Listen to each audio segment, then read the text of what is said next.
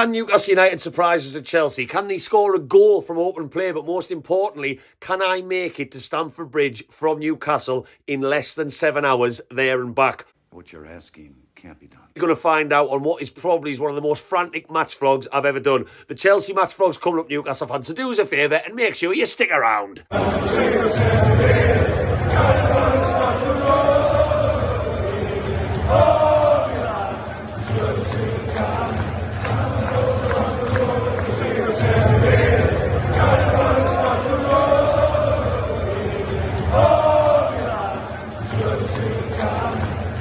It's match day, get the fuck up. We're going to London to see you. No. Anyone watching this probably doesn't even know that song, so I won't start with that intro. Yes, it's match day. Things seem a little bit doom and gloom at the moment. Newcastle without many goals in the last 4 matches. Well, I say without any goals from open play. A little bit more doom and gloom than maybe I think there needs to be.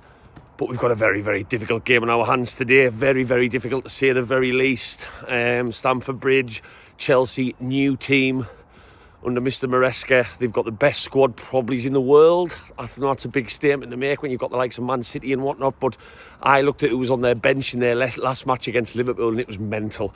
And of course, in true Newcastle Sod's Law fashion, that's the team we play twice in 3 days. The team with the best squad in the world, pretty much. That sums us up, but it's a massive week and we could be looking this time next week as I record this video with Chelsea, Arsenal.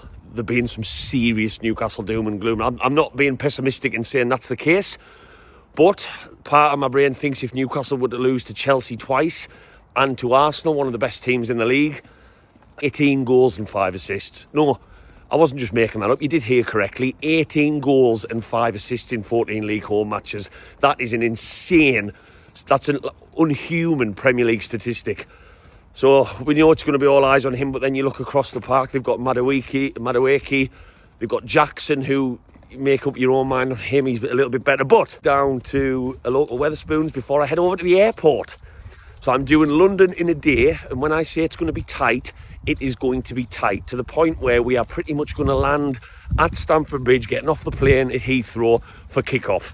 In true Matthew style, but it's not because I wanted to do it this way. I got ripped off, Newcastle fans. Not ripped off money-wise, but you've got to be careful out there because there is some people who make weird little profiles who aren't exactly who they seem. So I got promised some tickets from a girl called Courtney Thompson. Don't mind name dropping her on this video. Why the fuck would I not? Because she really did me over, whoever's behind it. It's probably some sort of AI-generated weird little bloke in his bedroom with no friends who's found some blonde lass on social media and made a fake profile.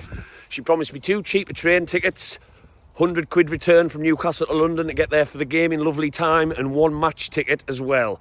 I said, yeah, let's do it. Weeks and weeks and weeks went on. She said, yes, I can meet you. And then as the match got a little bit closer, I was ghosted for days. And I've started making all the conspiracies you can think of. Who is it? Why are they making a fake profile? What's going on? Who could it be behind the mask? You know, like Catfish, if anyone ever watched that on MTV years ago. That's exactly what it's been like. But I've ended up being no travel to get to the match. Left in limbo looking for a match ticket. But I've managed to source one. And we are heading down on the flight. Don't know whether I'm going to get there on time. But I'll tell you what, on a day like today, I think some drinks are going to be needed. Shock, horror, as a lot of people tell me.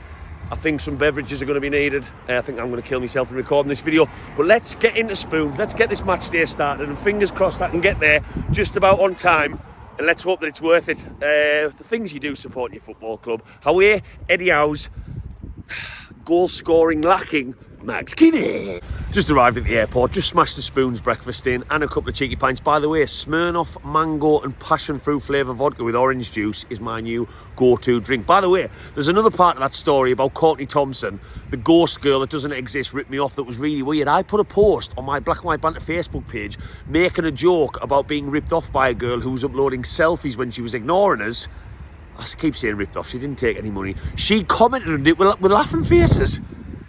Mental, absolutely mental. Just go safe, Newcastle fans, when you're trying to get tickets online and travel and all this.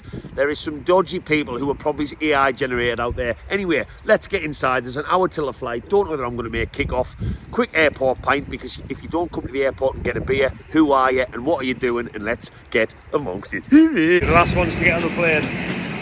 Everyone's going to hate us settling on. Cannot wait to see the faces. Eddie Howe's cutting it fine, Mags. My Executive Club and those of you joining from our One World Alliance partners. May I just remind you to keep your seatbelt fastened whenever you are seated. Right, we're on the flight and there's no booze. No booze. Might only be an hour, but this is Eddie Howe Mag's match day. I'm potentially going to miss the start of kick-off and I can't even get myself a cheeky Tanqueray gin or Smirnoff vodka to go with the cans of Red Bull that I've just bought from the shop in the airport. British Airways need to sort it out. Bit of water, bag of peanuts. Then behind us, it would not. I begged. Not because I'm an alcoholic, but because I want to enjoy my day out. And if I'm going to miss the match and watch Newcastle get battered off Chelsea, I would rather go down a gin and Red Bull down my neck. Almost there now. You can almost see London calling. So this is going to get in at 12:30. Match kicks off at 2. So we've got about an hour and 15 minutes to get about 3 or 4 tubes over to Stamford Bridge. It's going to be tight. Wouldn't have it any other way though. Away, Eddie Howe's Sunday afternoon, Heathrow, London, mate.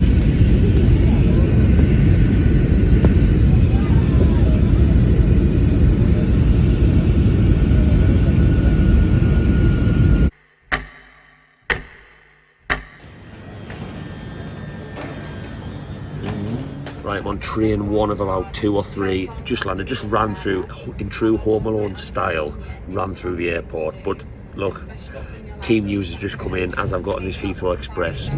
Gordon is injured. Just when you want your best players to be fit. Obviously, Eddie Howe's probably thinking about the cup game midweek, I would assume. Almiron is in. That is not a change that I want to see. Barnes is back in as well. But we've got some drinks for the journey. We've got a Belgian beer. We've got a blood orange margarita, you know, just in case things get a little bit, that's quite high percent. We've got a Cosmopolitan, reminds me of being back in Vegas. We've got a Porn Star Martini for the more fruity away day, gentlemen. And we've got a port, we've got a passion, I'm losing track. It's Cocktail Central over here. That's what's going to get us through, because I think I'm going to miss the start kick-off, but we're not too far away. Just coming through off this express onto the tube. Probably going to arrive at Stamford Bridge for about 7 minutes to 2. Straight inside the match, hopefully watch something good, but no Gordon. Almiron in. It's not filling me with much optimism. And look, lots of people say nice things about Almiron. I'm not an Almiron fan, not because I think he's a bad person, just because I don't think he's a very good footballer. Come on, lads, come on, surprise me. Right, I've got a really minging statistic as I'm behind Chelsea lines right now. In 29 Premier League home games, Chelsea have only lost once against Newcastle. It was that beautiful Pape Cisse strike that no Newcastle fan will ever forget. 29 games, that's the only win.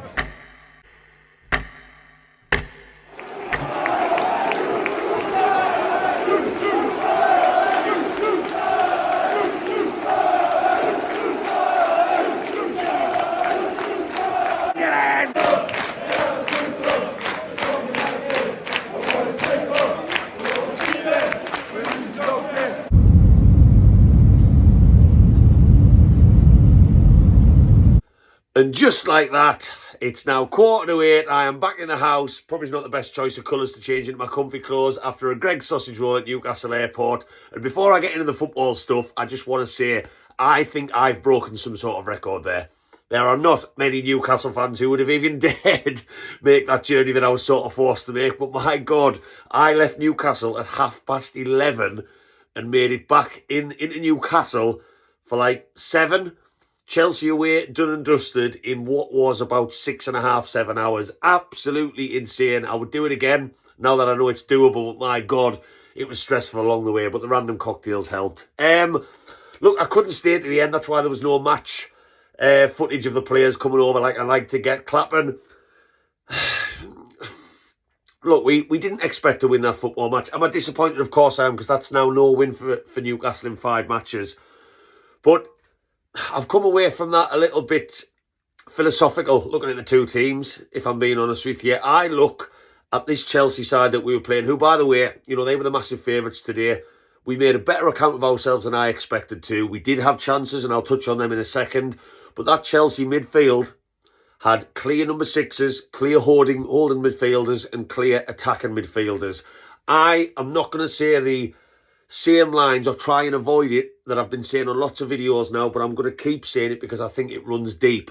The problem that I see, a massive, massive issue for this Newcastle team at the moment, is our midfield three. Our defence is relatively okay. We'll be short of pace today with Dan Burn and Fabian Schär. Yeah, Fabian Schär made a terrible decision to slide for their goal, in my opinion. Livramento, Nick Pope could have done better for their second goal, in my opinion. There's lots of different things to pick, but generally speaking, with Lewis Hall, Dan Burn, we haven't conceded many goals. That part's okay. Our forward line, Alexander Isak looked sharper today, but generally speaking, Anthony Gordon, when he's fit, Harvey Barnes knows where the goal is. Isak's one of the best strikers in Europe on his day. We have a good forward line. Now, our midfield three is the glue that holds any team together, of Bruno, Joey and Sandro.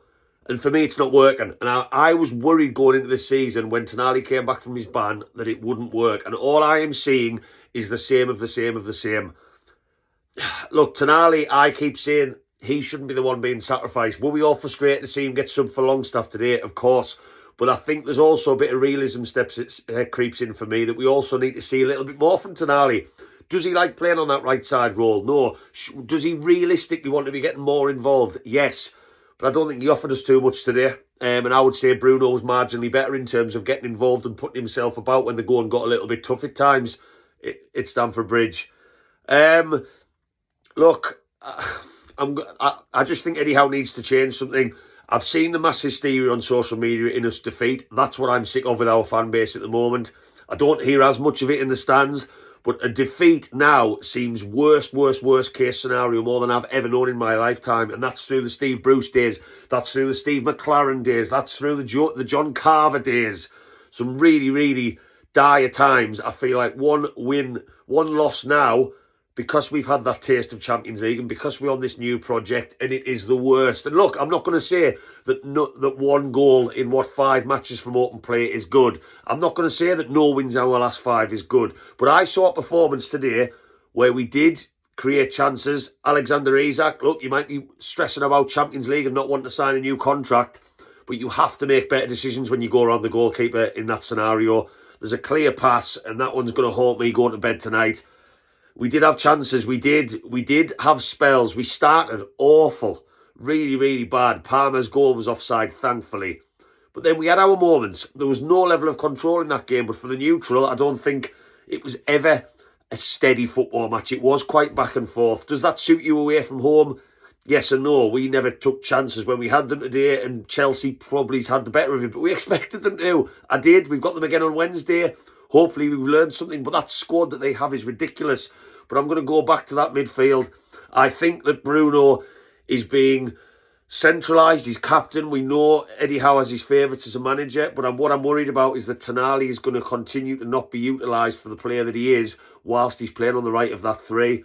We need someone holding. We need someone to support the attack a little bit more. Joe Linton is essentially that man.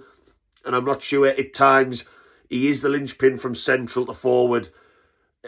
I look at all the best teams in the league and they all have that balance. You've got like Man City. I know that's the top line with the Rodris and then the De Bruynes and the Bernardo Silvas and whatnot who can carry the ball forward.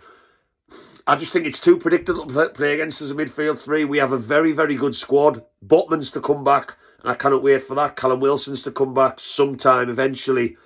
Harvey Barnes still he's not being used in the correct way for this system, and that's a concern.